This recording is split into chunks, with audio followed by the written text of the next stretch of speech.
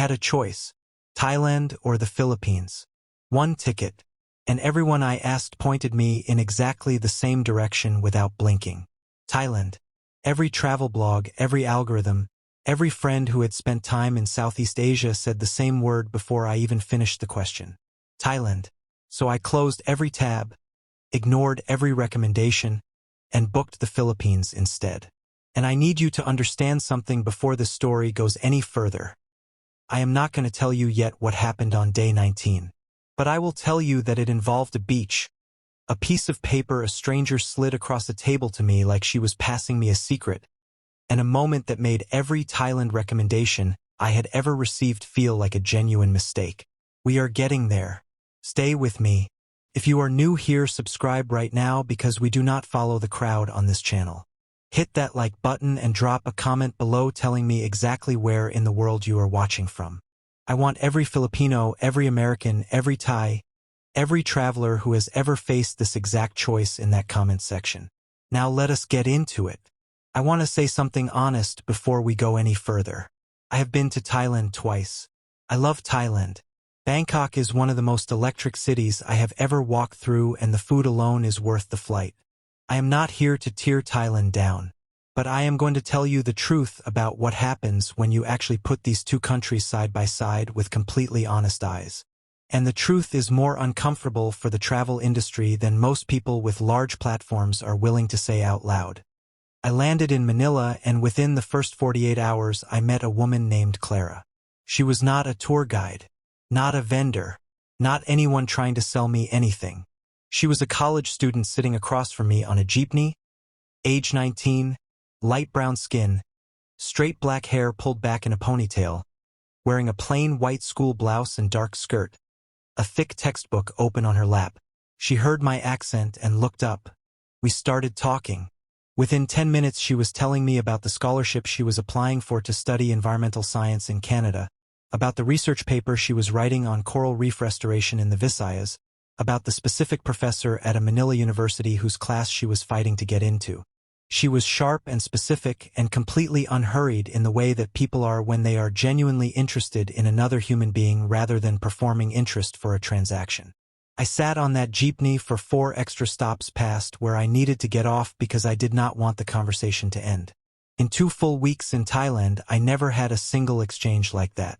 Not because Thai people are unkind, they are genuinely warm. But Thailand has been so completely optimized for tourism that somewhere inside all of that efficiency and smoothness, the unscripted human moment has been quietly replaced by a service. Everything runs perfectly. Everything is designed for the visitor. And something real got lost in the design. But that was not the moment that ended the comparison. The moment that ended the comparison came from a piece of paper. On my second week, I was sitting alone at a small restaurant in Cebu when a woman at the next table, mid-30s, warm brown skin, round face, long straight black hair, simple floral blouse, noticed I had a map of the Visayas open on my phone. She leaned over without being asked and said, "Where are you trying to go?" I told her I was looking for somewhere that was not already overrun. She was quiet for a moment.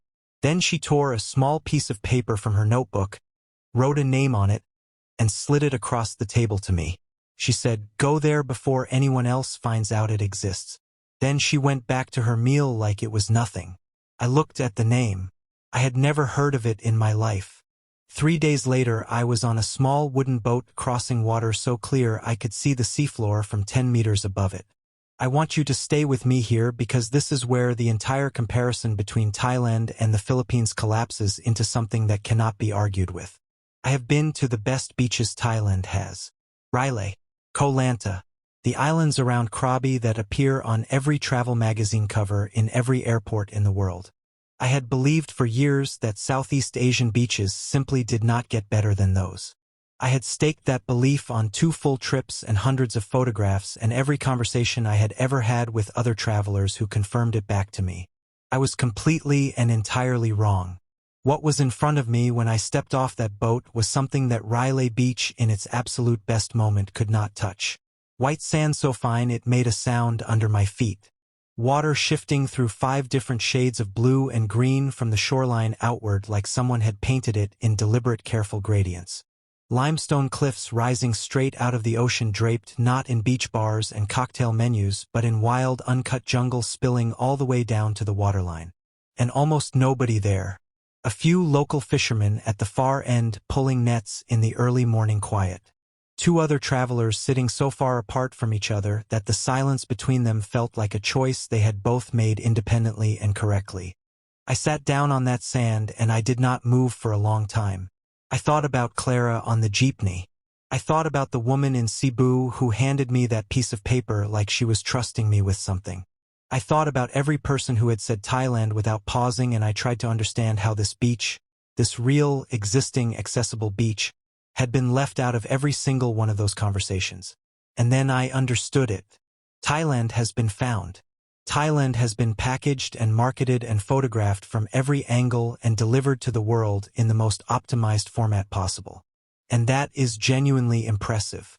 But the Philippines is still in the process of being discovered. And there is a feeling that comes with standing somewhere extraordinary before the crowds arrive that cannot be manufactured or marketed or recreated once it is gone. I had that feeling standing on that sand so completely and so purely that I laughed out loud alone on an empty beach like someone who has just been handed a secret the rest of the world has not opened yet. Thailand did not lose this comparison because it is bad. It lost because the Philippines is still wild and unpackaged and honest in a way that no amount of tourism infrastructure can replicate once it has been built over. The Philippines did not just win. It made the comparison feel like it was never fair to begin with. If this story did something to you, hit that like button right now because it genuinely helps more people find this. Subscribe if you are not already here because there is so much more of this coming. And drop a comment below. Tell me if you are Filipino, if you are Thai, if you have faced this exact choice yourself. Tell me which one you picked. Tell me what you found. Tell me if you regret it. I read every single comment. Everyone. Everyone told me to pick Thailand. I am so glad I did not listen.